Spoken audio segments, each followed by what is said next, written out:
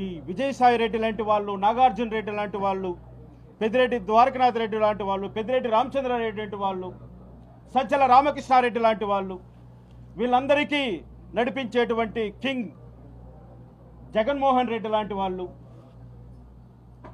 శవాలు దొరికితే తప్ప రాజకీయం చేయలేనటువంటి సన్యాసి జగన్మోహన్ రెడ్డి ఈరోజు పరిగెత్తిపోయాడు శవం దగ్గరికి, శవరాజీయాల కోసం. ఏమయ్యారా జగన్మోహన్ రెడ్డి? నీతో పాటు జైల్లో గడిపినటువంటి ఏటు విజయసాయి రెడ్డి ఇంత అరాచకాన్ని, ఇంత జుగుప్సాకరమైనటువంటి వాతావరణాన్ని రాష్ట్రంలో సృష్టిస్తే ఆ విషయం గురించి నువ్వు పట్టించుకోకుండా శవరాజకీయాల కోసం పరిగెత్తి వెళ్ళావంటే జగన్మోహన్ రెడ్డి ఏమిటి ఈ దారుణాలు? ఎందుకు ఈ విధమైనటువంటి నువ్వు ఒక దళిత గిరిజనుల పట్ల